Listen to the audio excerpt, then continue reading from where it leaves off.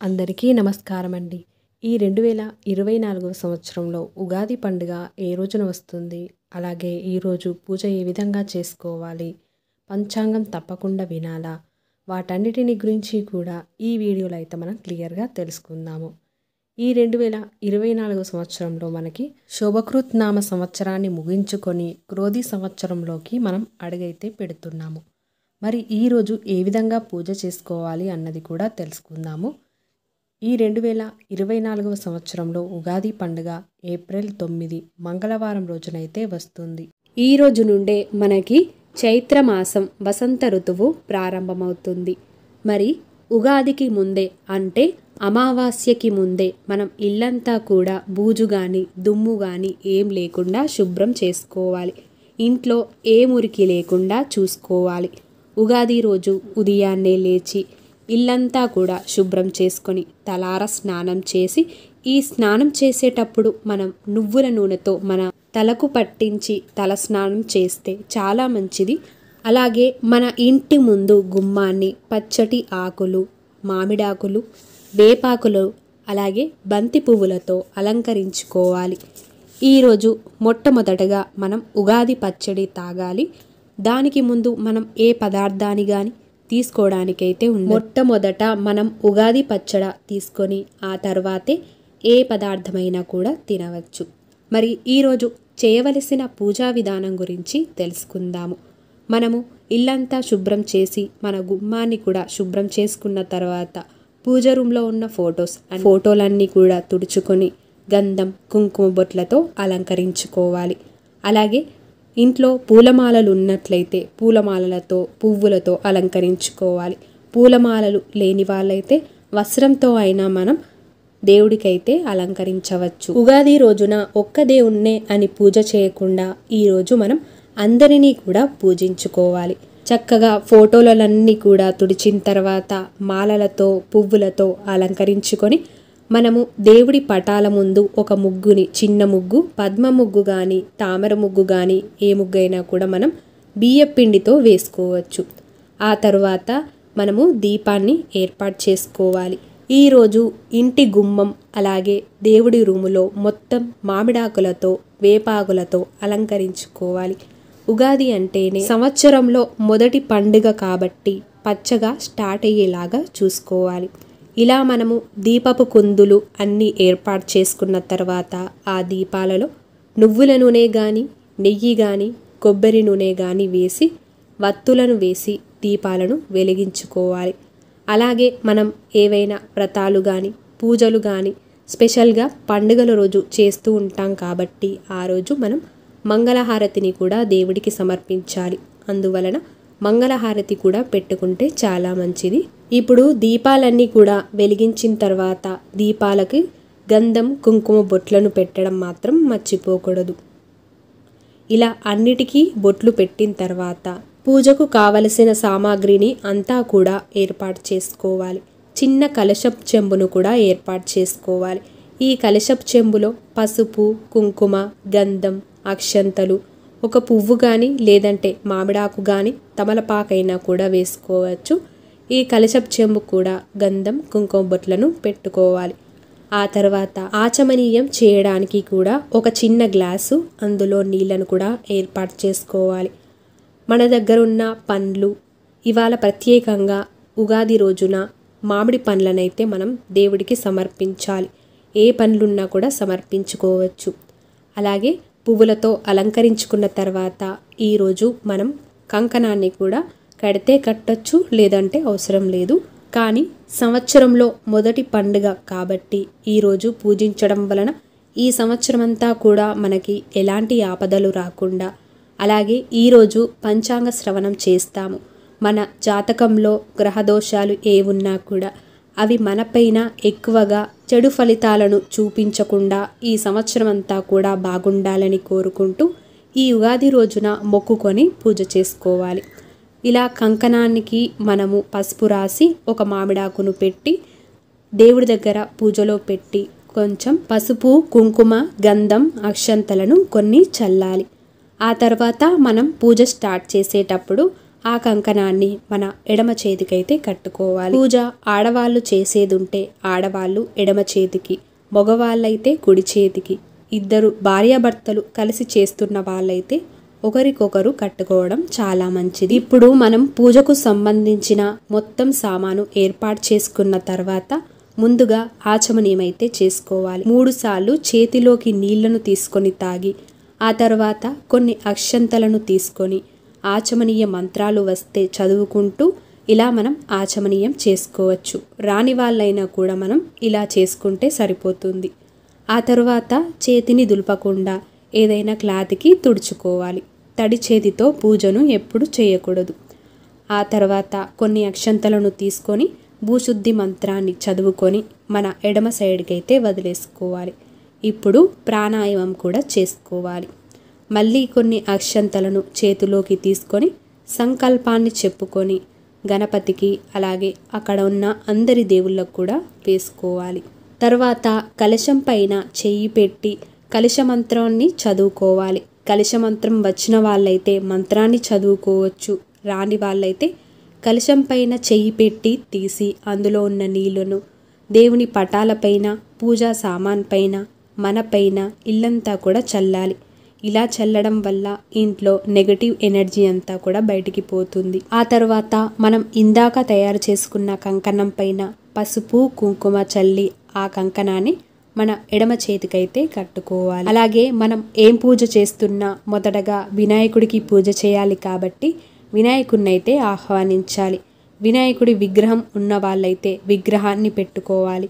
విగ్రహం లేని వాళ్ళైతే పసుపు గణపతి అయినా కూడా మనం పెట్టుకోవచ్చు. వినాయకుడికి కొన్ని అక్షంతలు వేసి ఆవాహనం చేసి రత్నసింహాసనం సమర్పయామి అనుకుంటూ కొన్ని అక్షంతలు వేసి ఆ తరువాత పాదయోపాద్యం సమర్పయామి అనుకుంటూ కలశపు చెంబులో ఉన్న నీళ్లను ఆకుతో చూపెట్టి పక్కన ప్లేట్లో అయితే వదిలేయాలి.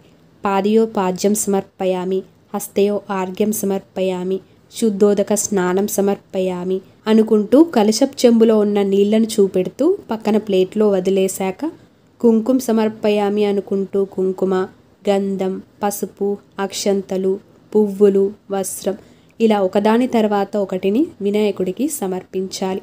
ఆ తర్వాత పువ్వులతో అష్టోత్తర శతనామావళి పూజ చేసుకోవాలి. గణపతి అష్టోత్తరం వచ్చినట్లయితే అంటే 108 నామాలు వస్తే 108 నామాలు చదువుకోవచ్చు.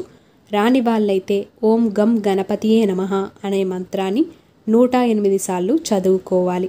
ఇలా చదివేటప్పుడు పువ్వులు కానీ అక్షంతలు కానీ పసుపు కుంకుమ ఏవైనా కూడా వేస్తూ చదువుకోవచ్చు. ఆ తరువాత దీపం సమర్పయామి అనుకుంటూ దీపాన్ని చూపెట్టాలి. అలాగే ధూపం సమర్పయామి అనుకుంటూ ధూపాన్ని కూడా వినాయకుడికి మనం సమర్పించాలి. ఇప్పుడు మనం నైవేద్యం సమర్పయామి అనుకుంటూ ఏదైనా పండు కానీ ఏదైనా నైవేద్యం చేసి ఉంటే అదైనా కూడా మనం నైవేద్యం సమర్పయామి అనుకుంటూ వినాయకుడికైతే సమర్పించుకోవాలి. ఆ తరువాత తాంబూలం సమర్పయామి అనుకుంటూ ఒక తమలపాకనైతే సమర్పించుకోవాలి. ఇప్పుడు గణపతికి మంగళ నీరాజనం సమర్పయామి అనుకుంటూ మంగళహారతి పాట పాడుకుంటూ మంగళహారతిని అయితే సమర్పించుకోవాలి. ఈ మంగళహారతి చుట్టూ కూడా నీళ్లను తిప్పి స్వామివారికి చూపెట్టి మనం కూడా తీసుకోవాలి. అలాగే కొబ్బరికాయ గణపతికి సపరేట్గా కొట్టాలని అనుకునే వాళ్ళు కొబ్బరికాయ గణపతికి కూడా కొట్టొచ్చు. కొబ్బరికాయ కొట్టిన తర్వాత కొంచెం చక్కెర కానీ తేనె కానీ కొబ్బరికాయలో వేసి ఆ తర్వాత కర్పూర హారతితో గంట కొడుతూ కర్పూర హారతిని కూడా స్వామివారికి అయితే సమర్పించాలి. ఇప్పుడు ప్లేట్ చుట్టూ కూడా నీళ్లను తిప్పి స్వామివారికి చూపెట్టి మనం కూడా తీసుకోవాలి. ఆ తరువాత ఒక పువ్వు కొన్ని అక్షంతలను తీసుకొని మంత్రపుష్పం సమర్పయామి అనుకుంటూ గణపతికి అయితే సమర్పించుకోవాలి. ఆ తర్వాత కొన్ని అక్షంతలను తీసుకొని పూజలో ఏవైనా పొరపాట్లుంటే క్షమించమని అలాగే ఈ సంవత్సరమంతా కూడా బాగుండాలని ఏ విఘ్నాలు లేకుండా అన్ని పనులు విజయవంతం అవ్వాలని మనస్ఫూర్తిగా గణపతికి అయితే మొక్కుకోవాలి. ఆ తర్వాత ఉగాది రోజున ఒక్క దేవుడు అని కాకుండా మన ఇంట్లో ఏ దేవుళ్ళున్నా కూడా వాళ్ళందరికైతే పూజ చేసుకోవాలి. ఈరోజు ప్రత్యేకంగా ఒక్క దేవుడికి చేయాలని ఏమీ లేదు. కాకపోతే చైత్రమాసంలో మనకి వసంత నవరాత్రులు ఉంటాయి కాబట్టి లలితాదేవిని ఈ రోజు నుంచి పూజించుకుంటారు. కానీ ఉగాది రోజున లలితాదేవికే కాకుండా అందరి దేవుళ్ళకు కూడా మనం పూజ చేసుకోవాలి. ఇప్పుడు మనం అందరి దేవుళ్ళకు కూడా ఆవాహయామి అనుకుంటూ కొన్ని అక్షంతలను అందరి ఫోటోల ముందు వేసుకోవాలి. ఆ తర్వాత కలశప్ చెంబులో ఉన్న నీళ్లను చూపెడుతూ పాదయో పాద్యం సమర్పయామి, హస్తయో ఆర్ఘ్యం సమర్పయామి, ముఖే ఆచమనీయం సమర్పయామి, శుద్ధోదక స్నానం సమర్పయామి అనుకుంటూ కలశప్ చెంబులో ఉన్న నీళ్లను చూపెడుతూ మనం పక్కన ప్లేట్లో అయితే వదిలేసుకోవాలి. ఆ తర్వాత పసుపు, కుంకుమ, గంధం, అక్షంతలు, పువ్వులు ఒక్కొక్కరికి కూడా సమర్పించుకోవాలి. ఇప్పుడు మనం అష్టోత్తర శతనామావళి చదువుకోవాలి.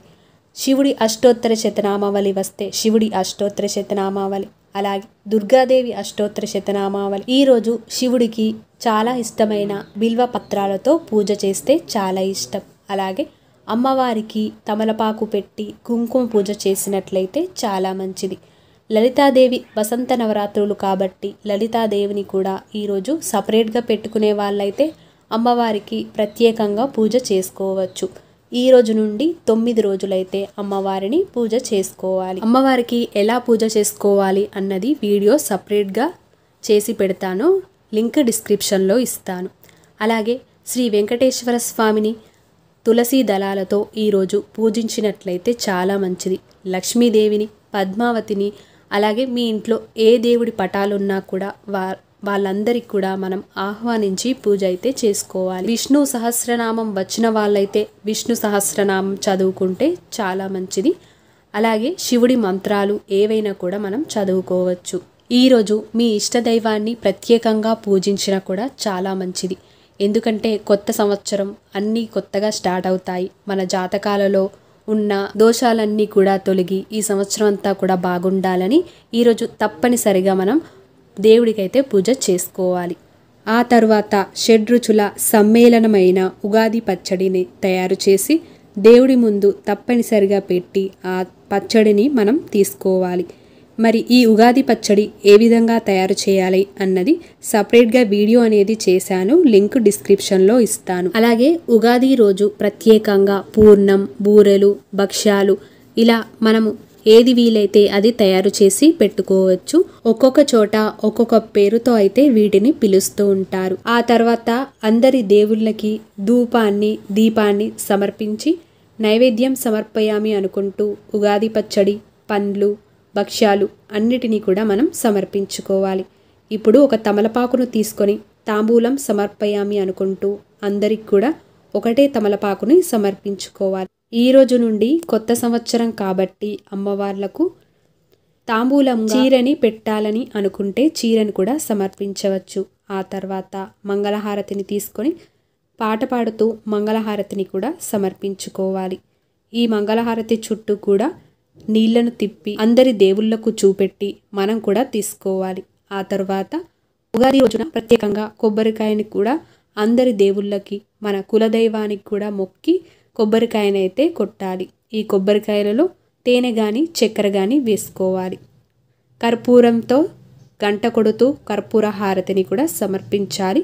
ఈ కర్పూర హారతి ప్లేట్ చుట్టూ కూడా నీళ్లను తిప్పి అందరికి కూడా చూపెట్టి మనం తీసుకొని ఇంట్లో వాళ్ళందరికీ కూడా చూపెట్టాలి. ఆ తర్వాత మంత్రపుష్పం సమర్పయామి అనుకుంటూ ఒక పువ్వు, కొన్ని అక్షంతలను చేతిలోకి తీసుకొని అందరికి కూడా మొక్కి దేవుడి దగ్గర అయితే పెట్టుకోవాలి.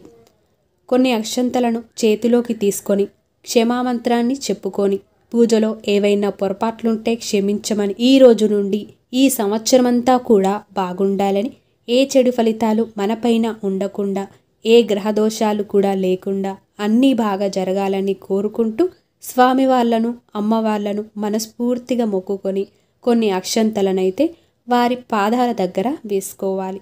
ఇంతటితో ఉగాది పూజ పూర్తయిపోతుంది. ఆ తర్వాత మనం మొదటిగా ఉగాది పచ్చడనైతే తాగాలి. ఈ ఉగాది పచ్చడ షడ్రుచుల సమ్మేళనం. ఉగాది పచ్చడ తాగేటప్పుడు ముందుగా ఏ రుచి అయితే మనకి తగులుతుందో ఆ సంవత్సరమంతా కూడా అదే ఉంటుందని అందరి నమ్మకం. అలా అని కొంత వేప పువ్వు చేదుంటుంది కాబట్టి వేప పువ్వును వేయకుండా ఉండటం, అలాగే తక్కువ వేయడం అలాంటిదైతే చేయకూడదు. ఉగాది పచ్చడలో ఉండే బెల్లం తీపి ఆనందానికి చూపిస్తే ఉప్పు జీవితంలో ఉత్సాహం రుచికి సంకేతం. అలాగే వేప పువ్వు చేదు బాధను కలిగించే అనుభవాలు ఉంటాయి. చింతపండు పులుపును సూచిస్తుంది, అంటే నేర్పుగా వ్యవహరించవలసిన పరిస్థితులు ఉంటాయి. అలాగే పచ్చి మామిడి ముక్కలు వగరును సూచిస్తుంది, జీవితంలో కొత్త సవాళ్లను ఎదుర్కోవాలి. కారం సహనం కోల్పోయేట్లు చేసే పరిస్థితులను మనకు తెచ్చిపెడుతుంది. ఉగాది పచ్చడిలాగా మన జీవితం ఒకేలాగా ఉండదు. కష్టాలు, సుఖాలు, బాధలు, సంతోషాలు, ఇలా ఎన్ని రకాల సమస్యలను ఎదుర్కొంటూ ముందుకు వెళ్ళాలి. ఇలా మనం ఉగాది రోజునైతే పూజ చేసుకోవాలి. ఈ పూజ అంతా పూర్తయిపోయిన తర్వాత గుడికి వెళ్తే చాలా మంచిది. అలాగే ఇంట్లో పూజ చేసుకోలేని వాళ్ళు గుడికి వెళ్ళినా మనకి అక్కడ ఉగాది పచ్చడ పెడుతూ ఉంటారు తీర్థంగా, అది తాగినా సరిపోతుంది. అలాగే ఇంట్లో కొత్త పంచాంగం ఉంటే అది కూడా దేవుడి గదిలో పెట్టుకొని మనం పూజ చేసేటప్పుడు పూజ చేసుకోవచ్చు. ఈరోజు తప్పనిసరిగా అందరూ కూడా పంచాంగ శ్రవణం చేయాలి. పంచాంగ శ్రవణం చేయలేని వాళ్ళు టీవీలో చాలా ఛానల్స్లో మనకి ఆ రోజు చెప్తూ ఉంటారు. అలాగే ఆలయాలలో కూడా పంచాంగ శ్రవణం జరుగుతూ ఉంటుంది. అలా వెళ్ళి కూర్చొని విన్నా కూడా సరిపోతుంది. ఈరోజు మాంసాహారం అయితే తినకుండా ఉండాలి. ఫాస్టింగ్ అన్నది ఏమీ లేదు. ఆ తర్వాత మీ ఇష్టం. ఒక పూట చేసేవాళ్ళు ఒక పూట చేయొచ్చు, 2 పూటల భోజనం చేసేవాళ్ళు 2 పూటలైనా కూడా చేసుకోవచ్చు. కానీ ఈరోజు తప్పకుండా ఉగాది పచ్చడ తాగాలి. అలాగే పంచాంగ శ్రవణం చెయ్యాలి. అలాగే ఈరోజు ఏ కొత్త పనులు స్టార్ట్ చేసినా కూడా ఆటంకాలు లేకుండా జరుగుతాయి. మరి ఉగాది పచ్చడును ఏ విధంగా చేయాలి, ఉగాది పూజకు కావలసిన సామాను, వాటిని వేరే వీడియోస్లో ఆల్రెడీ చేసి లింక్ డిస్క్రిప్షన్లో ఇచ్చాను. తెలియని వాళ్ళుంటే తెలుసుకోవచ్చు. ఈ వీడియో మీకు నచ్చినట్లయితే తప్పకుండా మీ యొక్క లైక్తో నాకు సపోర్ట్ని తెలియజేసి మరిన్ని వీడియోస్ కోసం మన ఛానల్ని సబ్స్క్రైబ్ చేసుకొని పక్కన ఉన్న బెల్ ఐకాన్ని కూడా క్లిక్ చేయండి. ధన్యవాదములు.